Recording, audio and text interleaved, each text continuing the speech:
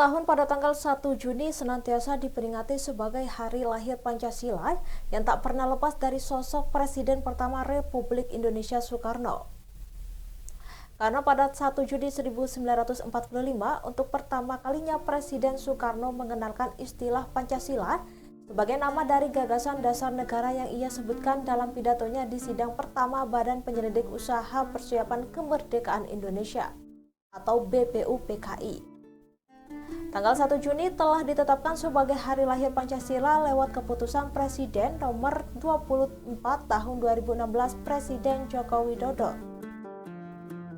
Presiden Jokowi menyampaikan keputusan penetapan Hari Lahir Pancasila melalui peringatan pidato Bung Karno 1 Juni 1945 di Gedung Merdeka Bandung pada 1 Juni 2016.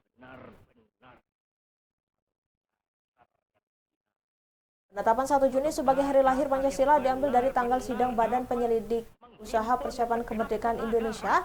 Bagaimana lahirnya Pancasila diawali dengan dibentuknya Dokuritsu Junbicho Sakai atau Badan Penyelidik Usaha Persiapan Kemerdekaan Indonesia yang mengadakan sidangnya yang dari 29 Mei dan selesai tanggal 1 Juni 1945.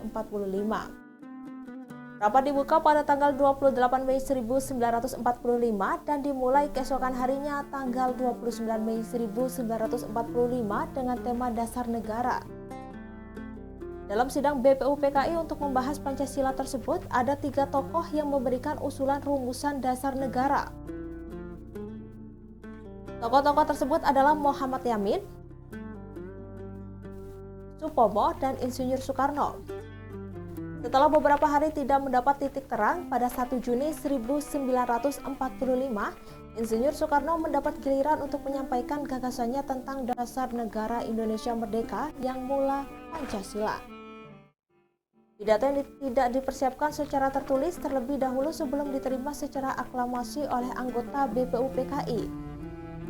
Selanjutnya, BPUPKI membentuk panitia kecil untuk merumuskan dan menyusun Undang-Undang Dasar dengan berpedoman pada bicara Bung Karno tersebut. Lalu dibentuklah panitia 9 yang ditugaskan untuk merumuskan kembali Pancasila sebagai dasar negara berdasarkan bicara yang diucapkan Soekarno pada 1 Juni 1945 dan menjadikan dokumen tersebut sebagai teks untuk memproklamasikan kemerdekaan Indonesia. Setelah proses persidangan dan lobi-lobi, rumusan Pancasila hasil sidang Soekarno tersebut dinyatakan dapat dicantumkan dalam Mukadimah Undang-Undang Dasar 1945. Kemudian disahkan sebagai Dasar Negara Indonesia Merdeka pada 18 Agustus 1945 oleh BPUPKI. Dalam kata pengantar atas dibukukannya bicara tersebut yang untuk pertama kalinya terbit pada tahun 1947, mantan Ketua BPUPKI Dr. Rajiman Widyodiningrat menyebut bicara Soekarno itu berisi lahirnya Pancasila.